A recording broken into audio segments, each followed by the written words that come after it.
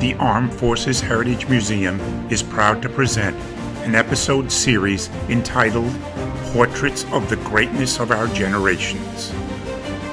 As Japan expands its empire, the winds of war gather speed, and Hitler moves aggressively in Europe. This is Episode 1, World War II.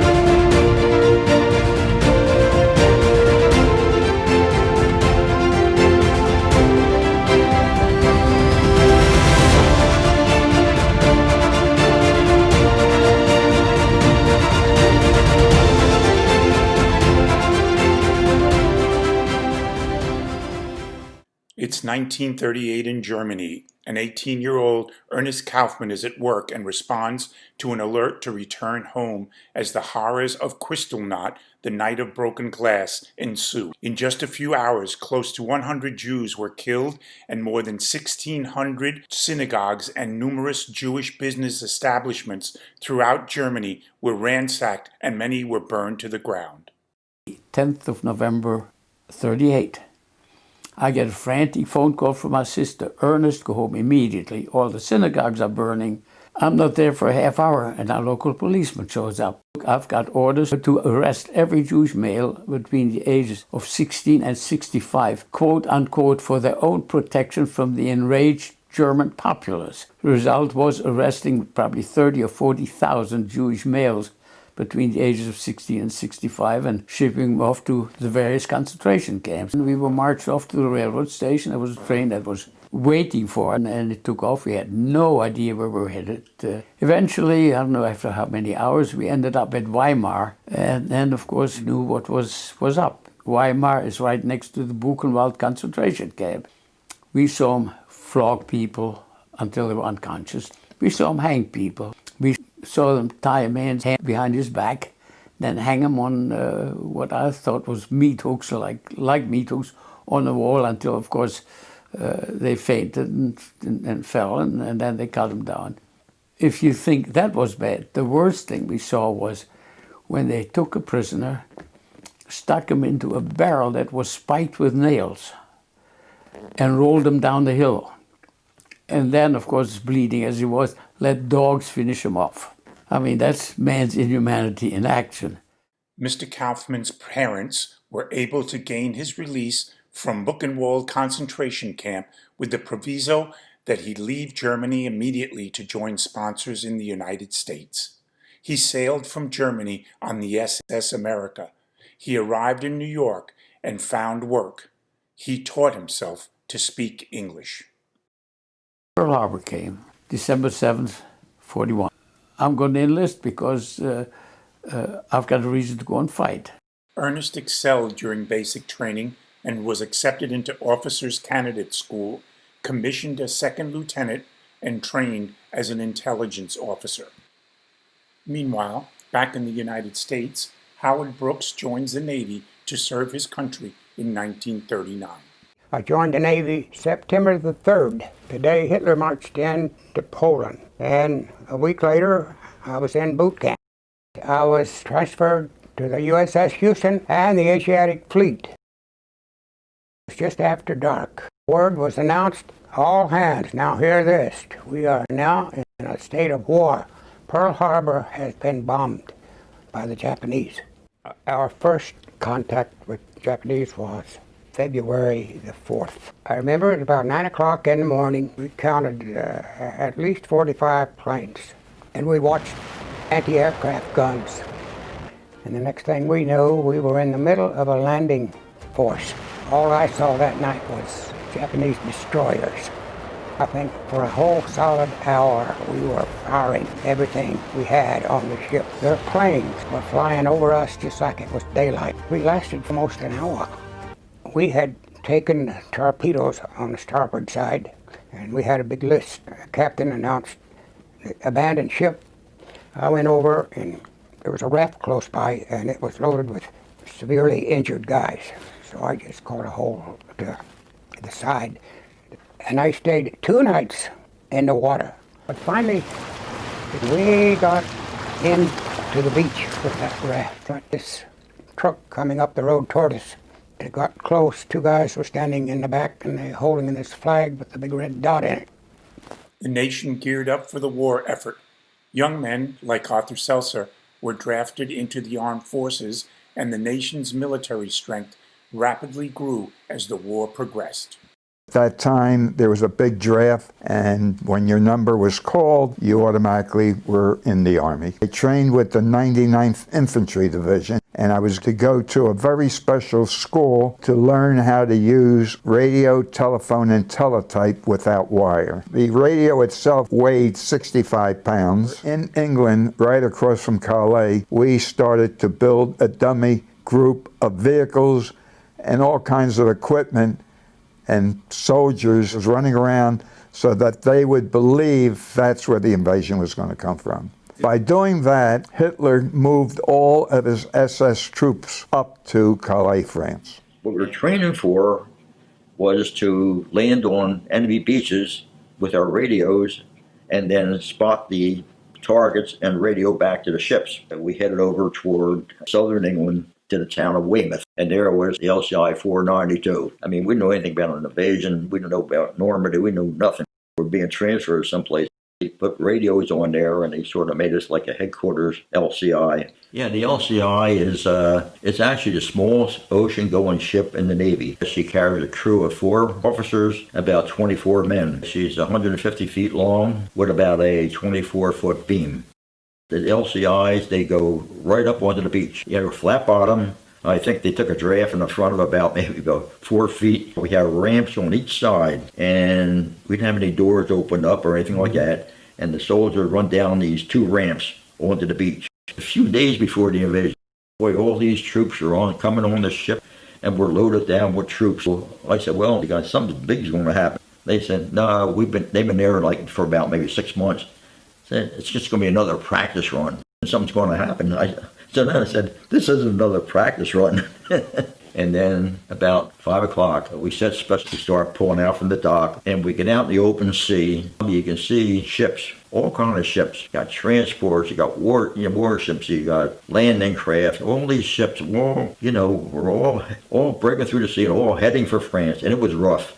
It was really rough. We all knew it was coming. You couldn't even guess when and how's it going to be handled. Well, we were a lead crew at that time. We were briefed at 6 o'clock at night, the night before, about what was going to happen on the 6th of June, what our mission was, what our target was. And I can always remember the briefing officer, if either one of you make one goddamn word about where you're going, you're dead. We sailed all night, and about 0300, we arrived at the assault area right off of Normandy.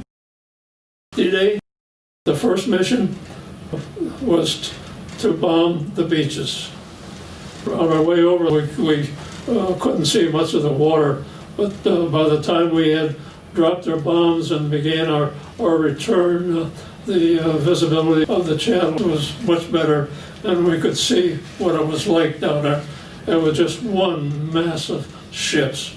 That's all you could see. You could hardly see the water. At 5:30 in the morning, the battleships opened up. The battleship Nevada, Texas, Tuscaloosa cruiser, and the Quincy, and others that they started barraging.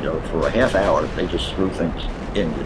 When the first landing craft landed on Omaha Beach, 80 to 90% of them were either wounded or killed immediately. We got a message back: don't go out the front of the landing craft. The machine guns along the beach are all trained, waiting for the gangplank to go down. Go over the side of the ship on both sides and then work your way into shore. You cannot build a foxhole in wet sand. We only had one place to hide, and that was behind a dead body. It was the only way that we could save our life. We went into Omaha Beach. We landed low tide because the Germans had obstacles on the beach. Our signalman, he was on the bridge, he saw all this, and he said the guys were running down these ramps. He said as soon as they run down the ramps, they were being cut down because they almost had like a pretty big target. The Germans were up on the hill there, and they were matrixed in. Rommel really built an Atlantic wall, and they were mowing them down as they come across. And what the soldiers try to do is make it up this seawall, like a seawall there. And if they get there, the Germans couldn't shoot at them, so they were bunched up against there. The others were just laying there on the beach. They didn't even move. So our LCI really took a beating on Omaha. We said that was probably one of the bloodiest days in Coast Guard's history.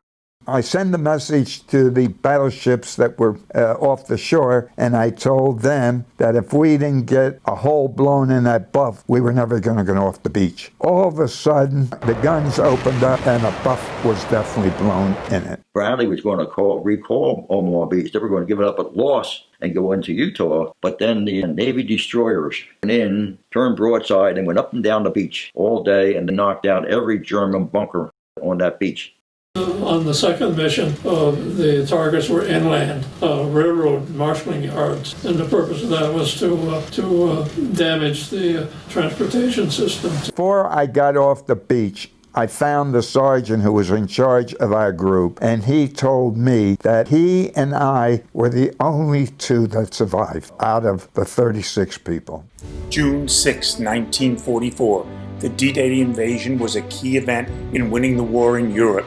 By day's end, over 150,000 Allied troops had successfully stormed and captured Normandy's beaches, but at a high price. By some estimates, over 4,000 Allied troops had lost their lives, and thousands more were recorded as wounded and missing. Operation Overlord successfully marked the beginning of the liberation of German-occupied Western Europe from Nazi control.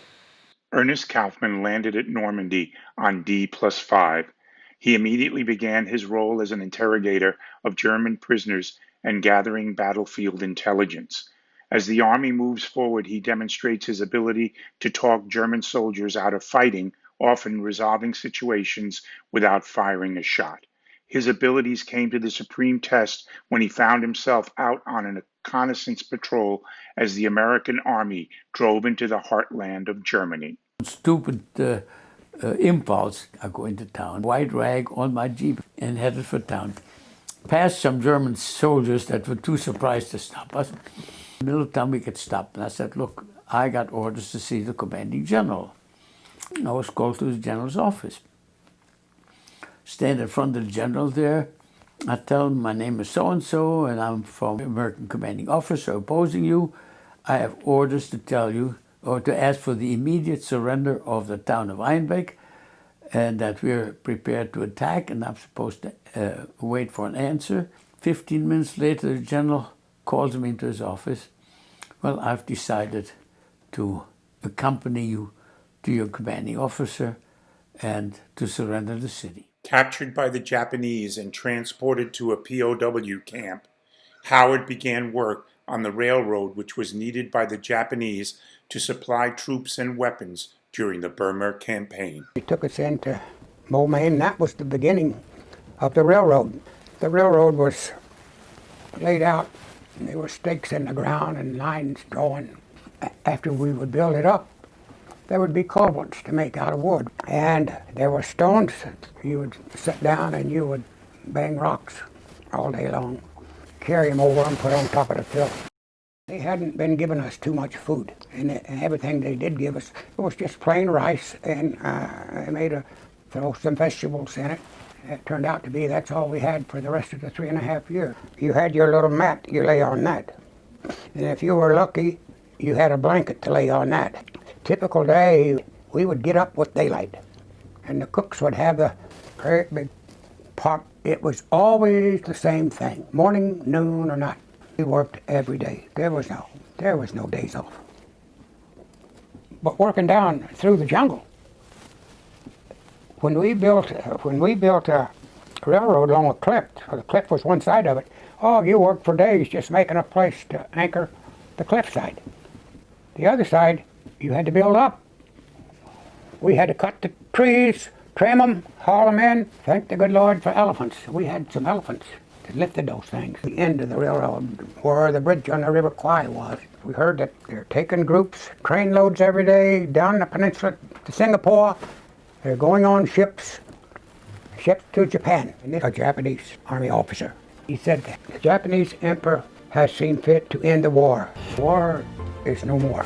You will be going home. Everybody went crazy.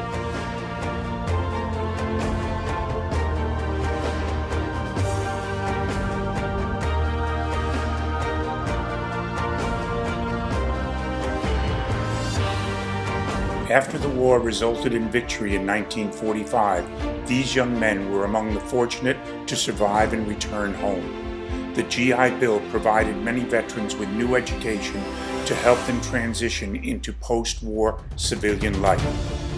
Ernest Kaufman became a highly successful poultry farmer. Howard Brooks went to college and became an electrical engineer. Peter Fontecone trained to be a state administrator. Arthur Seltzer was hired as a salesman at an Army-Navy store. He earned a degree in marketing. He retired as vice president of marketing and sales. Robert Hansen retired from the Air Force and then for 35 years managed the Veterans Office at Joint Base McGuire. The transition of these men and women from military to civilian life enabled the nation to prosper in the post-war years.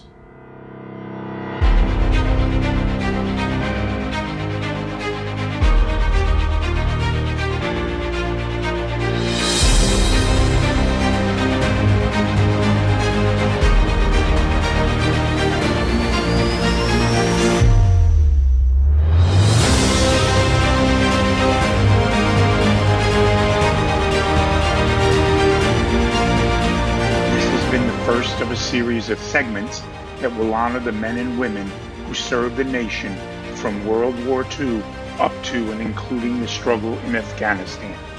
Stay tuned and watch for the next installment that will feature the greatness of our generations. The next Armed Forces Heritage Museum episode will highlight the men who responded to the nation's call to halt communist aggression when the North Koreans invaded South Korea in 1950. We hope you enjoyed watching this film. Please help us to continue making these important documentaries by going to the AFHM website, where you can donate by check or credit card by using PayPal. Thank you.